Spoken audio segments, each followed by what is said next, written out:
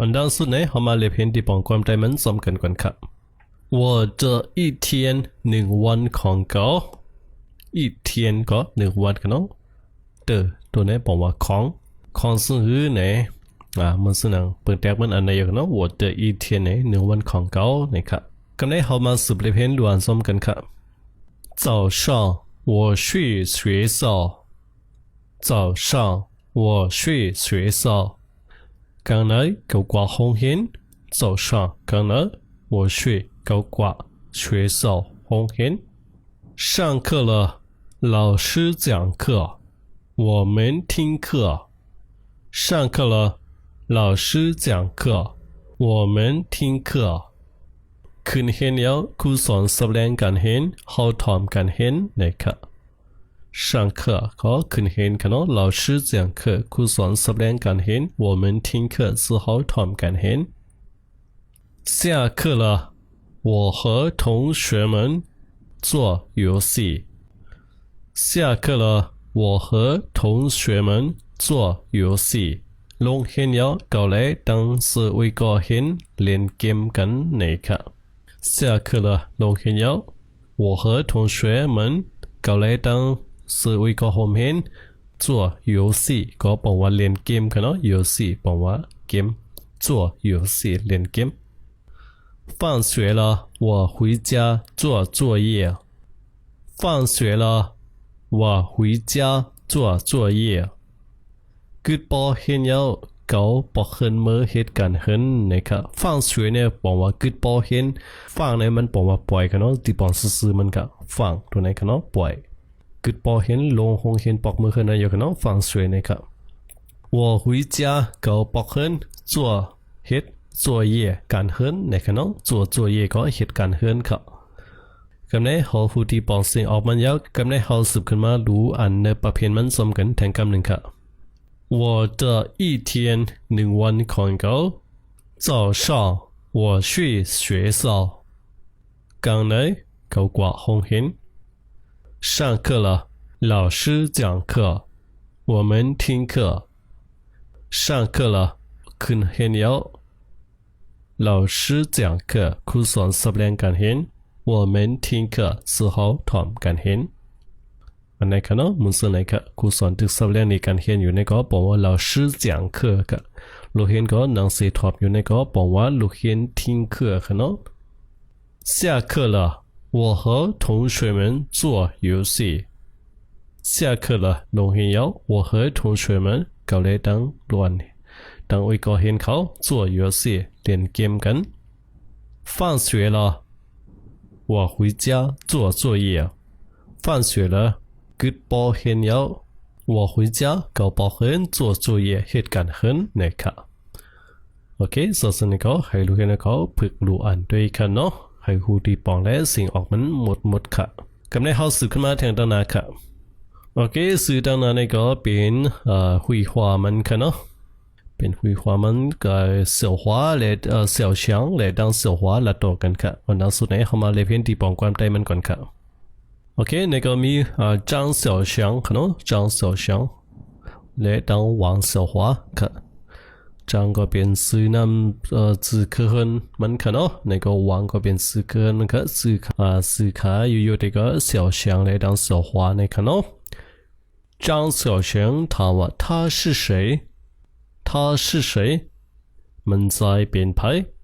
王小华ตอบว่า他是我爸爸他是我爸爸们在边报告他是什么他是什么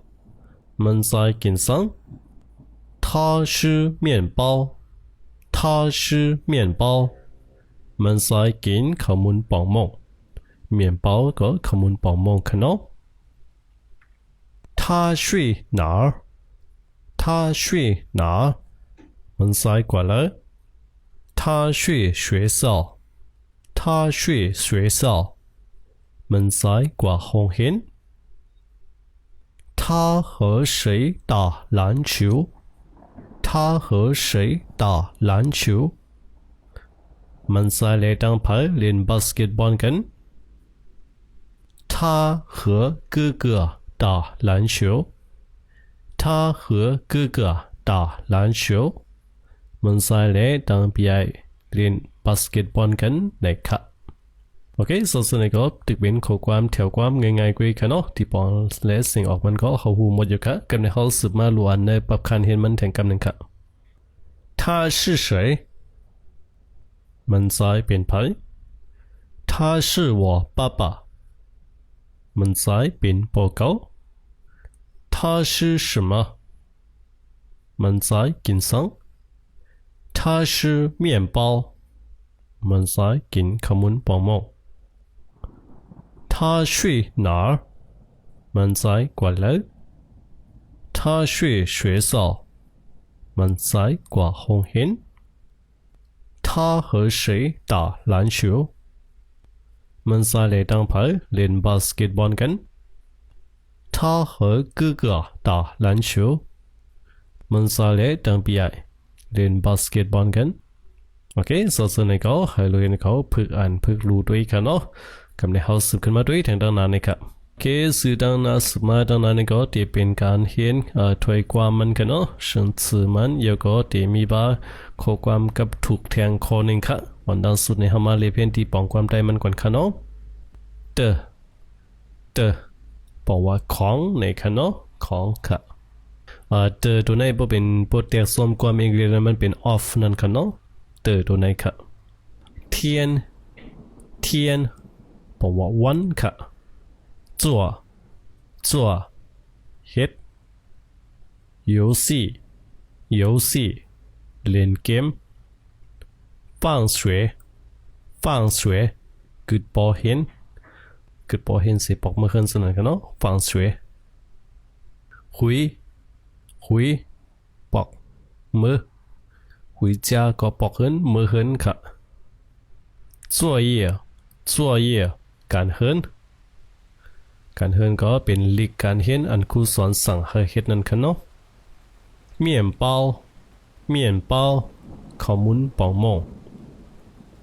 โอเคกันเฮาสืบขึ้นมาเรียบเพียงที่ปองข้อความกับถูกตั้งเนินนั่นก่อนค่ะเนาะซึ่งในก็จะเป็นข้อความกับถูกของเคเขาค่ะเนาะความข้อในก็บอกว่าพาร์ทก็จะคัดลิ้นอีกหนึ่งค่ะเนาะ一寸光阴一寸金难买寸光阴นะครับ一寸光阴一寸金难买寸光阴ซึ่งในก็ที่ปองซื้อมันค่ะเนาะที่ปองซื้อซ้อมตัวเล็กมันได้ก็บอกว่าข้าวยำ1 นิ้วคำ1 นิ้วคำ1 นิ้วซื้อเอาข้าวยำ1 นิ้วอำไรนะครับพอเป็นที่ปองความหมายมันก็บอกว่าข้าวยำในมีการขันใหญ่นะเลือเสียเงินคำในคณะเขารู้เลยหมอหักษาเจอที่มันให้มีพรดีในส่วนนั้นค่ะเนาะมันเคยลาถึงที่ปองความหมาย